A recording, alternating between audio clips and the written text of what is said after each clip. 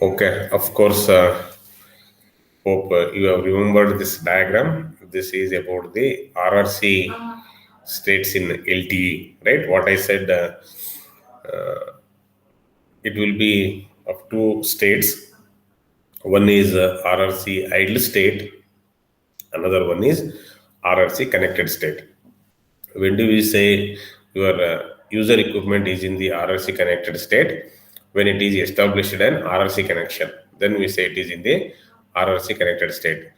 Otherwise, it will be in the RRC idle state. Okay, so that is why it is written. See, from idle state to connected state, then we say the connection has been established. That is what the meaning of this. RRC idle to RRC connected. It means the connection has been established to your user equipment to the E node B or to the network, what we can say. Then when it is disconnected, then we say the connection has been released from connected device to the, and it has moved to the idle state. Okay. So I think I discussed about all these things in the last class. Yeah, different SRBs. Okay. Then, with respect to mobility management in LTE, I said one is within the LTE system that we call it as intra LTE mobility. I said with that there are two cases. One is the mobility happens over the S1 interface, and second one is the mobility can happen over the X2 interface.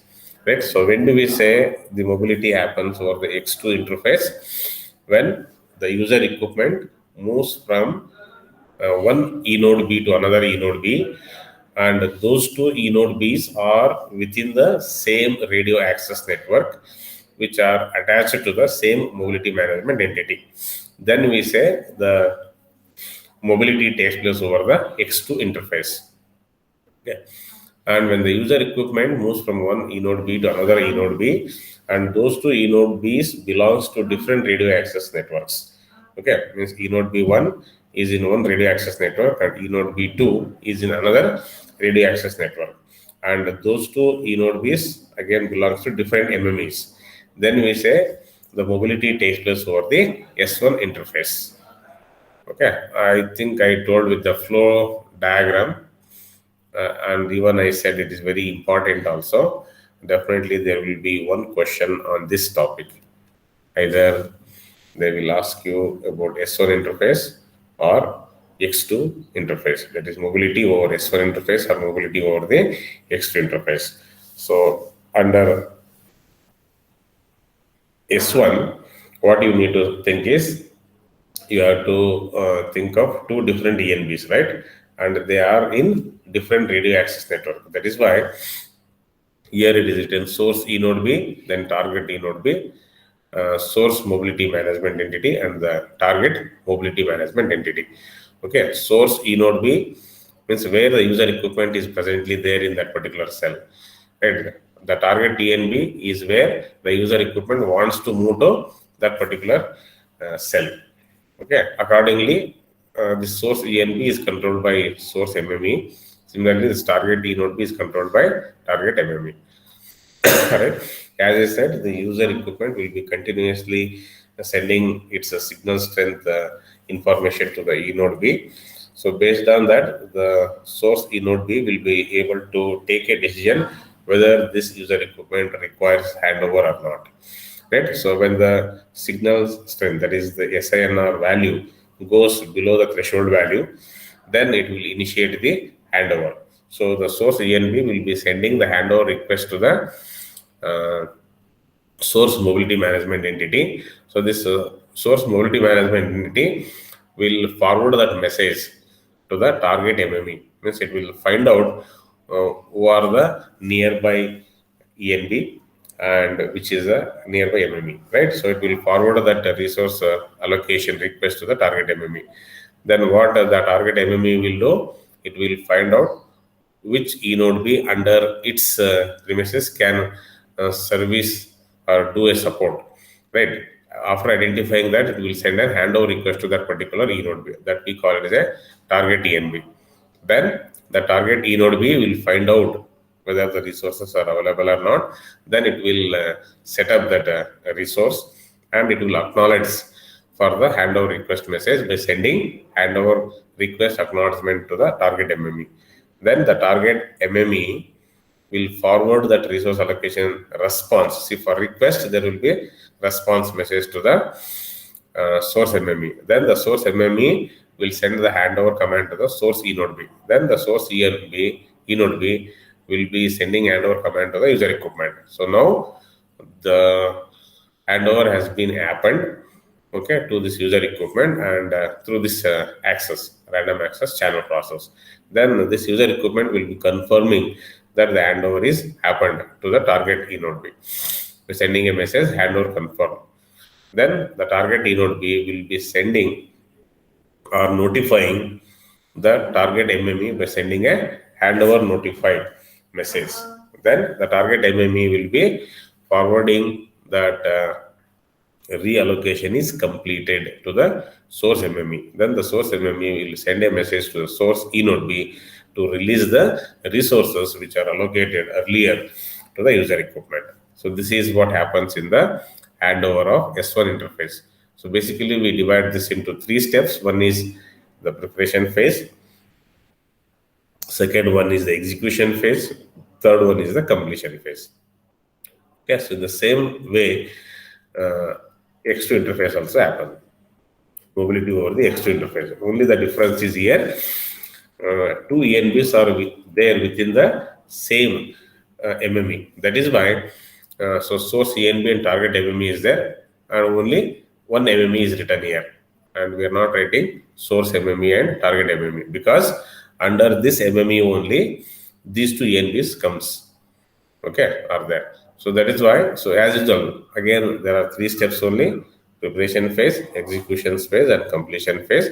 So as I said, user equipment will be sending its SINR value to the source ENB.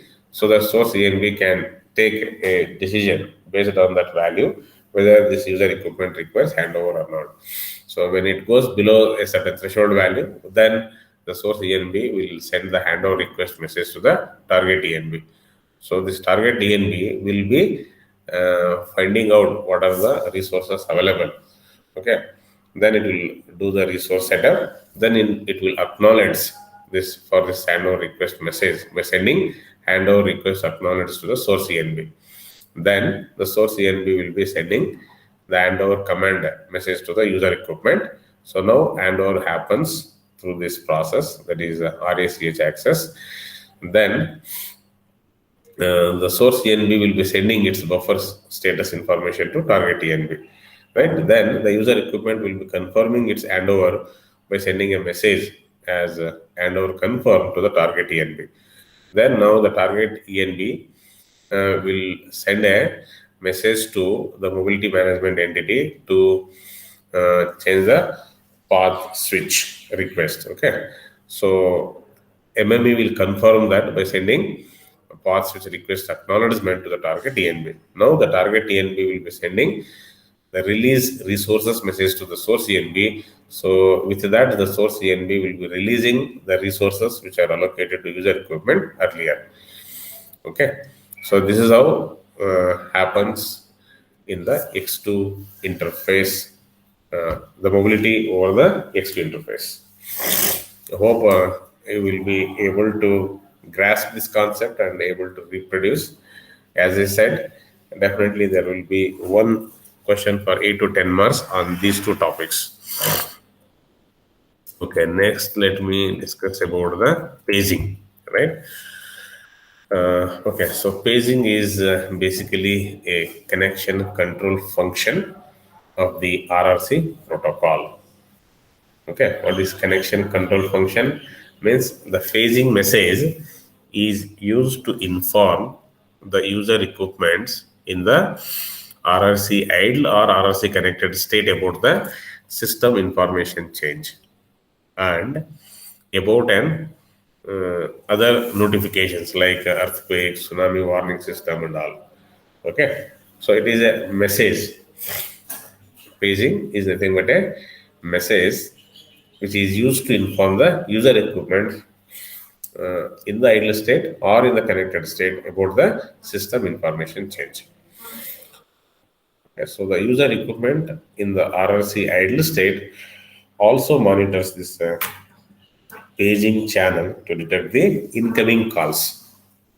Okay, so if any incoming call is going to come to your user equipment, first it will be notified by the paging message.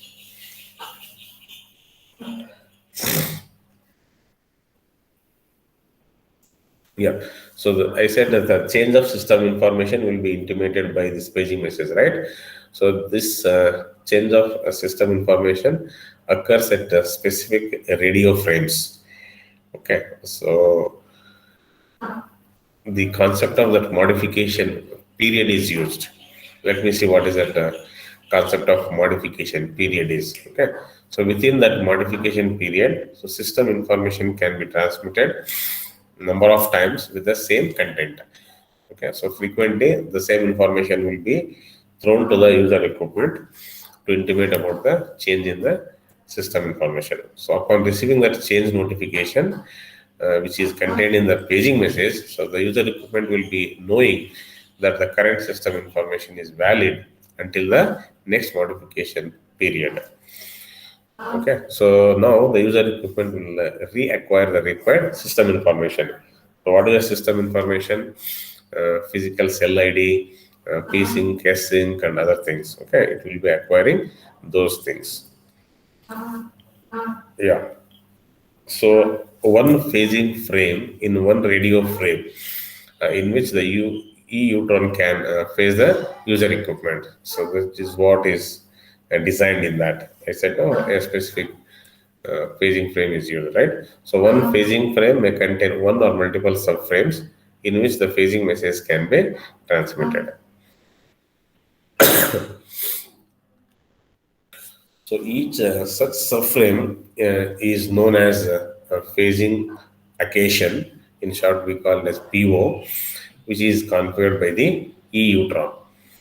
This phasing information is carried on the PDSCH channel, that is a physical downlink shared channel.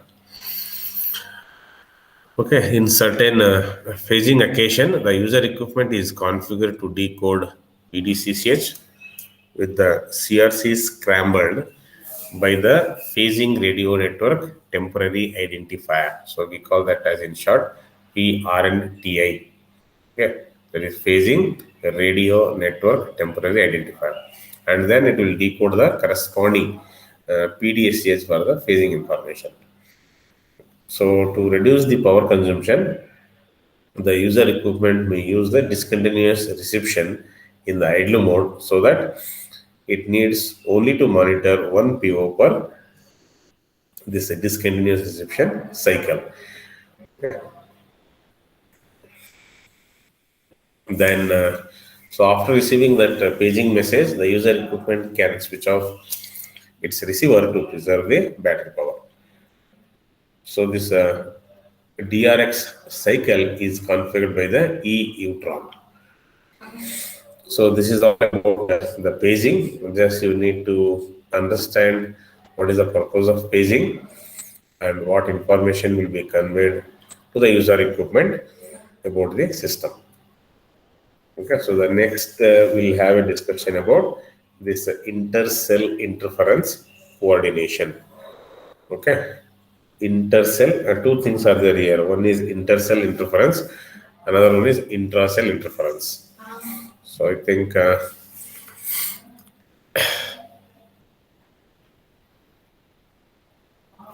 yeah. So in cellular networks, so inter-cell means from one cell to another cell, right? So you need to visualize. We all know what is the shape of the cell. Usually we say hexagon, right? So intercell means I said interference between one cell to another cell. Okay, so in cellular networks, each user equipment suffers intercell interference due to the frequency reuse in other cells. Okay, so to improve the spectral efficiency, And as well as we all know, the spectrum is a very scarce resource. Hence, the same frequencies have been reused even in other cells, right? So, due to that, there will be an intercell interference. So, how do we minimize that? Okay, so that will be monitored and taken care. Okay, so the user equipment can suffer intercell interference due to the frequency reuse in other cells, right? Okay, so the conventional cellular networks by design are interference limited.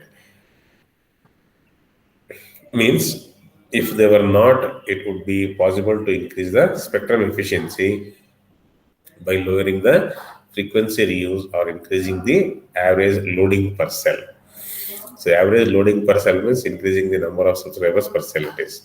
So to meet the spectrum efficiency target, LTE will be deployed with universal frequency reuse. That is, the same spectrum will be reused in each cell. So it is like a CDMA concept only. So every cell will be using the same frequency with a frequency reuse factor of 1. Okay. So this will cause a high level of ICI, especially for the user equipments when they are at the edge of the cell. Okay. So LTE has a mandate to increase the cell edge throughput. So let us see what is that cell edge throughput and how much it should be and all.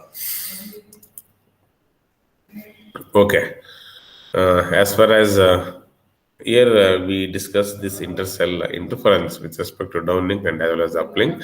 So with respect to downlink, so there are three basic approaches to mitigate or to avoid the intercell interference. One is intercell interference randomization.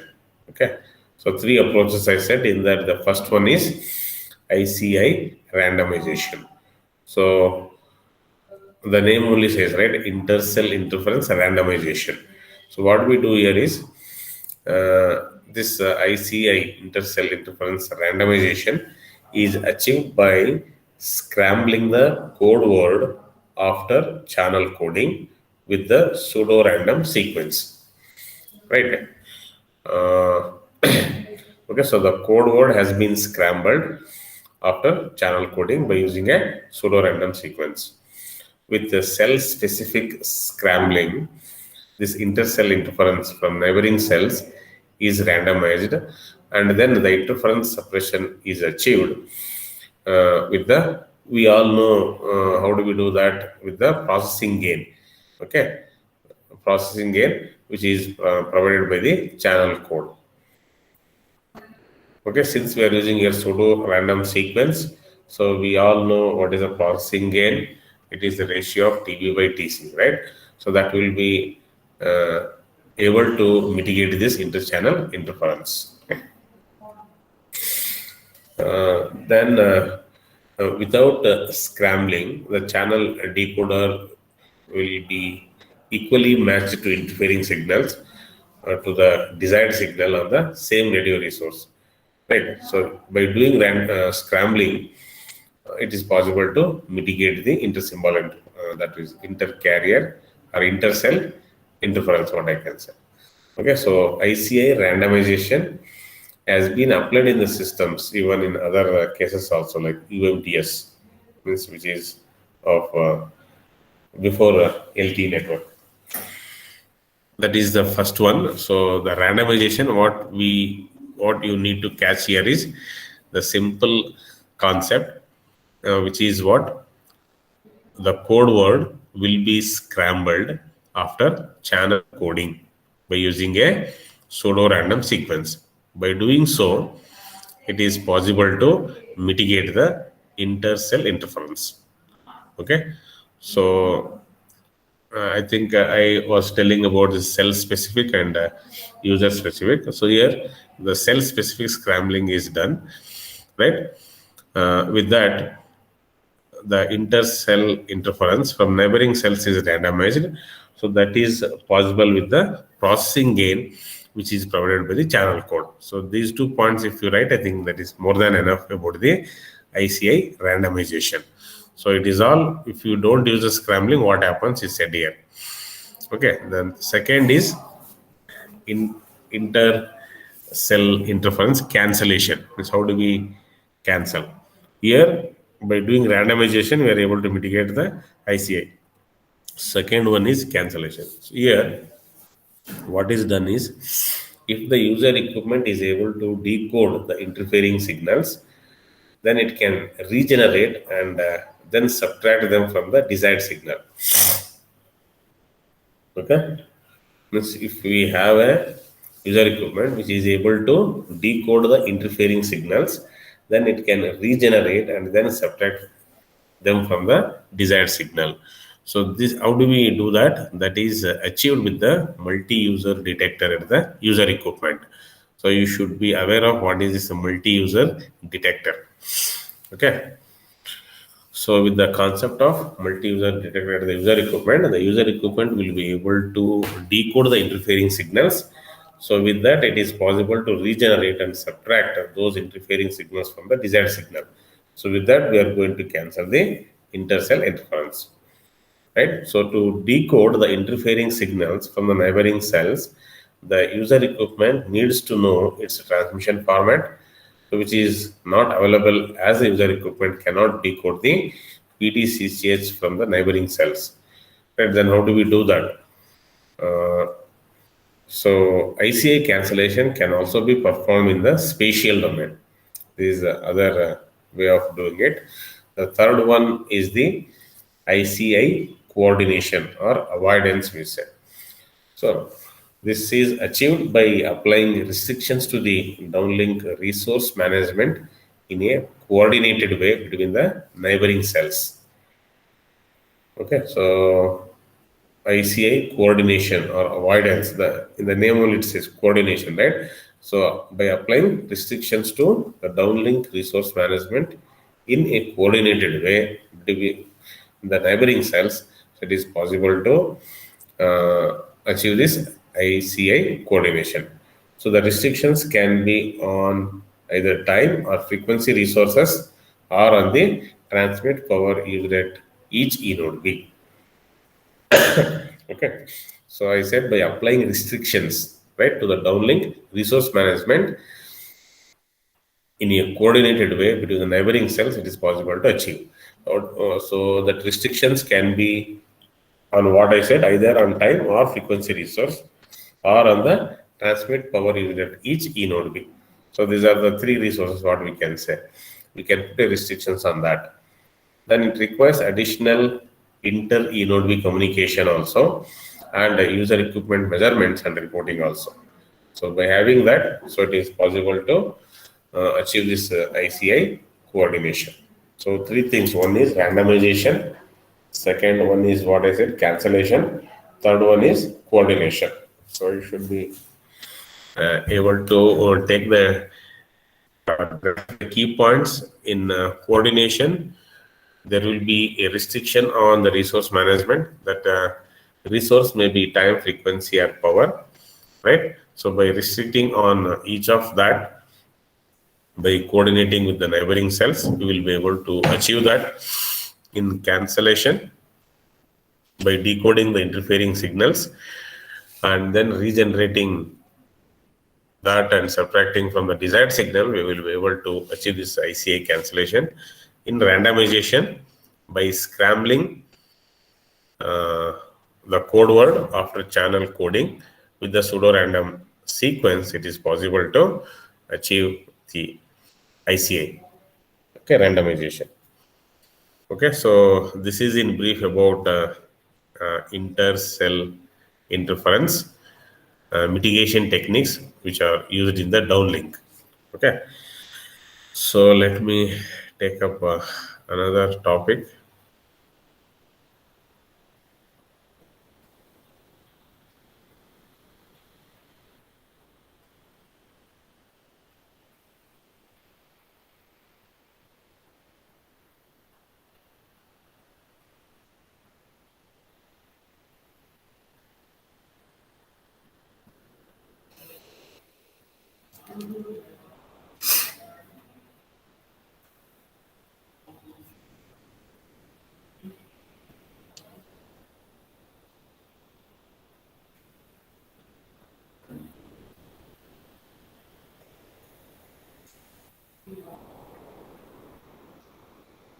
Yes, do you have any questions to ask? Yes, my dear students. Are you there? You are all there with me? I don't know. God only knows. Nobody is responding. Anybody says yes? Just understand. Yeah, maybe. Okay, I understand. At least able to catch what I said. At least about the interference, as far as intercell interference is concerned. Yes, before I take up next, is it possible to say any one of you at least name three methods? Hmm?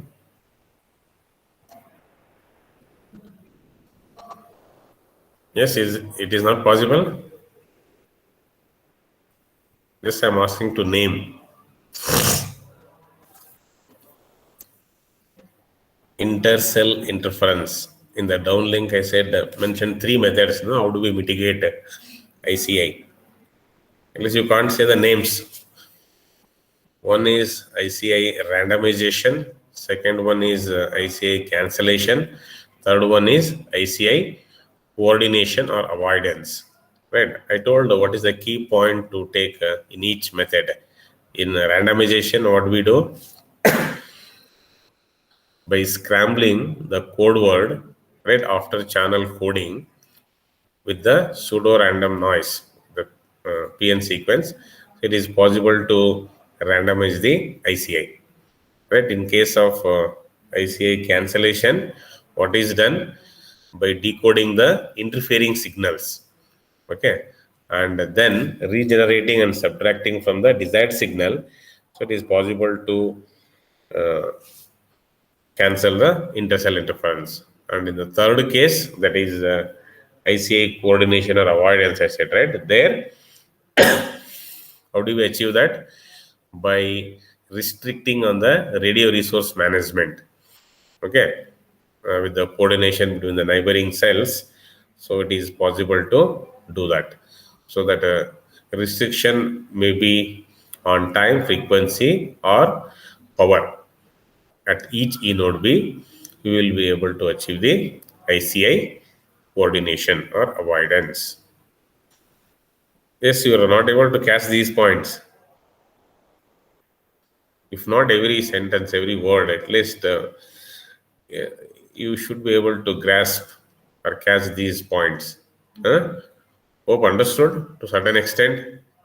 At least with the word randomization means how do we do that randomization? By a pseudo-noise code, right? That you know. At least we have some idea about the direct sequence with spectrum, right? By multiplying PN sequence with the information signal, you are going to increase the width of the information signal. Means you are going to spread the information over a wide bandwidth. Then we are going to do the modulation. So maybe the same technique is used here also. Okay. Hmm? Yes, sir.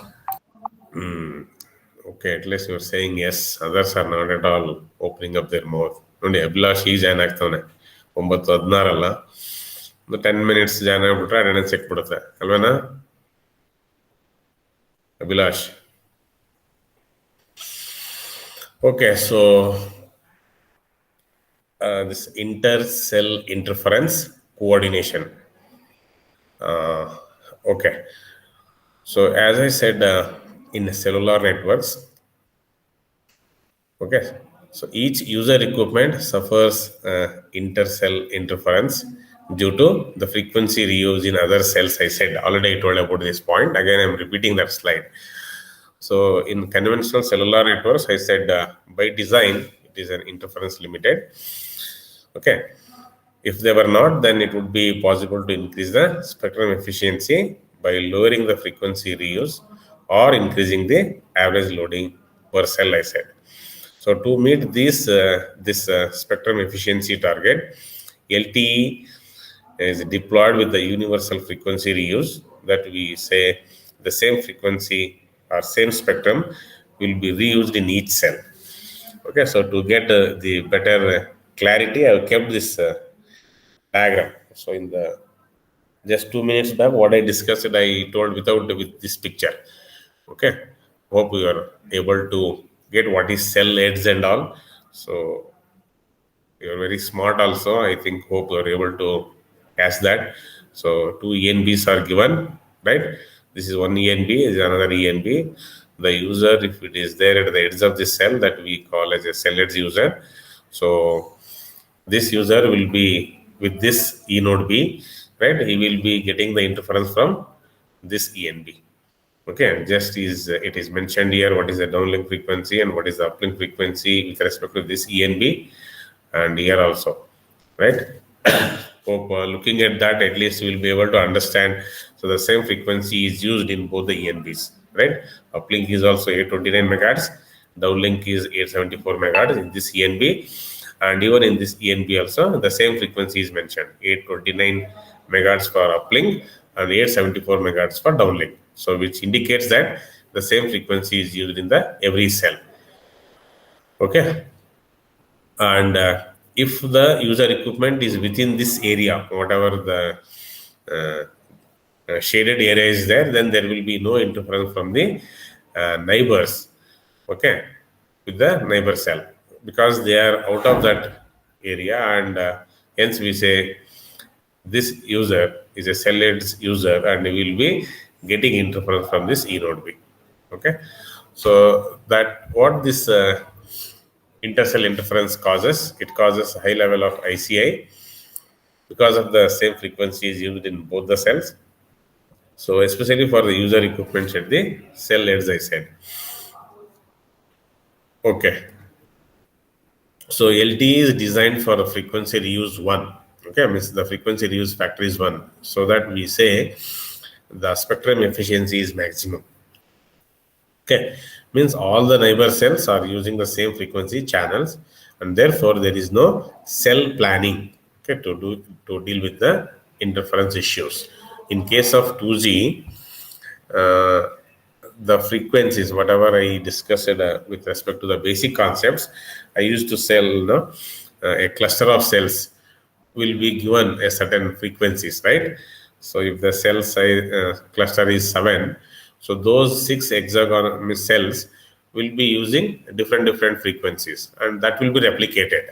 Okay, that is what of the frequency reuse concept. But in case of here, the frequency reuse factor is 1, means every cell will be using the same frequency.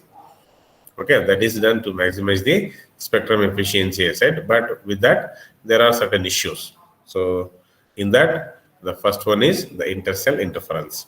So whatever I discussed earlier, I am just throwing some more information to get the clarity about that with these pictures. Okay. Yeah, I think this is some more information about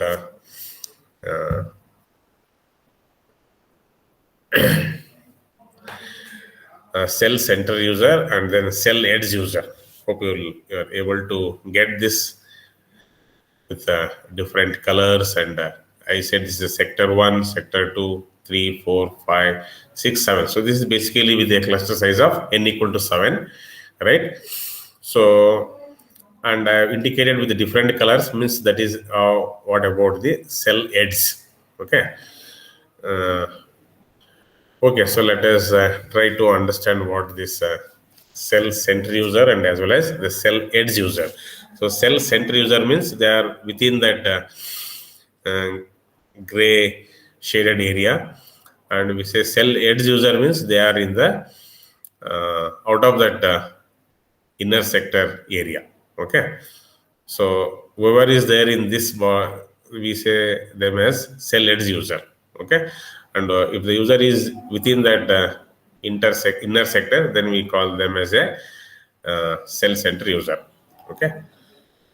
Okay, this CCU means cell center users, or the users distributed in the gray region of the figure, and cell edge users are the users distributed in the red. Of course, I used 3 different colors here: red, green, and blue areas. Okay, if the users are in those colors areas, we call them as a cell edge users. So CCU can use all the frequency points to communicate with the base station, that is cell center users. But the cell edge users must use corresponding specified frequency points to ensure orthogonality between the different cells. Cell edge users can be assigned a transmission power for the frequency reuse factor, which is greater than 1. The frequency points are not overlapped into the edges, so the adjacent cell interference will be small. So cell center users frequency reuse factor is 1. So for the path loss is small and the transmission power is low.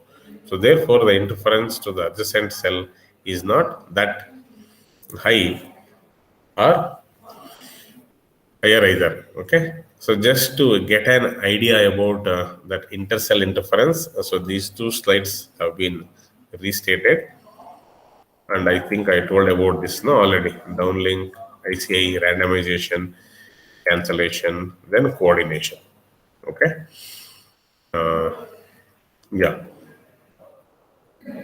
yeah, with respect to this ICI coordination, so these 2 points I have not told. In addition to that ICI coordination, I said there are some advanced techniques for additional signaling. One is ICI coordination avoidance can be either static or semi-static. Okay, so this point need to be added. That ICI coordination may be either static or semi-static. So with the different inter E node B communication requirements and with the different performances. Okay, so I think so let me discuss about this static and semi-static maybe in the next class, I feel, or you want me to complete?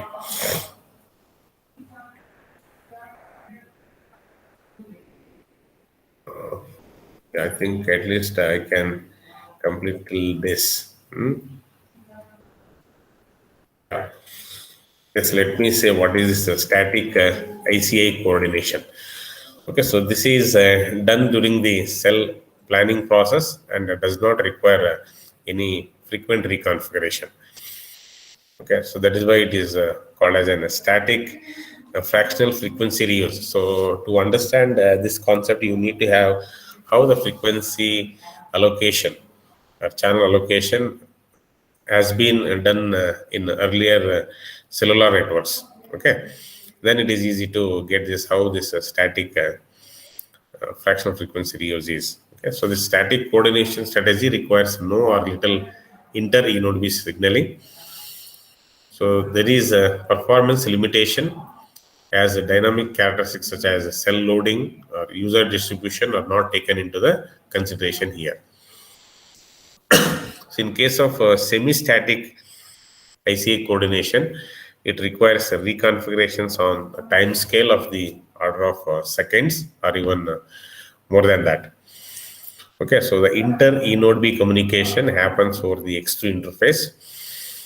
Then that information exchange between the neighboring E node Bs requires what? The transmission power, traffic load on different resource blocks. So by considering that information, that is what transmission power, traffic load on different resource blocks, by considering that information at neighboring E and Bs, ICS suppression is more efficient, we say. So this ICI coordination is mainly a scheduler implementation issue at each E node B. So scheduler implementation issue means again you need to have the concept of how the resources have been allocated in OS. Of course, whoever has studied operating system, they may be having the idea of this scheduling, right? How many of you have opted OS in your lower semester as an elective? I think they should be able to say about this, how scheduling task is being done. Okay, so what I can say is here LTE system will define E node B power restriction signaling in the downlink. Okay, means how much each ENB can transmit the power in the downlink. That restriction signaling is also done by this. So that I think maybe that bitmap and all, I don't know to what extent you are able to recall. So bitmap termed the relative narrowband transmit power. We say RNTP indicator that can be exchanged between the E node bits over the X2 interface. Means that will be indicating the amount of power each ENB can transmit. Okay, so that RNTP, what is that RNTP? I said relative narrowband transmit power indicator. Okay, so corresponds to one physical resource block. Okay, RNTP corresponds to one PRB and is used to indicate the maximum anticipated transmit power on that particular PRB. So based on that RNTP indicator from the neighboring cells, so each ENB is able to improve the performance of the user equipment in its own cell by scheduling and power allocation. So this figure shows how the power has been allocated, okay, with respect to the neighboring cells. Okay. So here with respect to cell 1, that is the amount of power what I can say. And this is with respect to the cell 2 and this one is with respect to cell 3. Okay. I think let me say about this in detail. I think maybe in the next class I feel, okay, how power allocation has been done with respect to the neighboring cells. Okay, so that is what is the next task about coordinated multi-point transmission. So if I spend another 1 or 2 hours, I think I can say the completion of this module 5.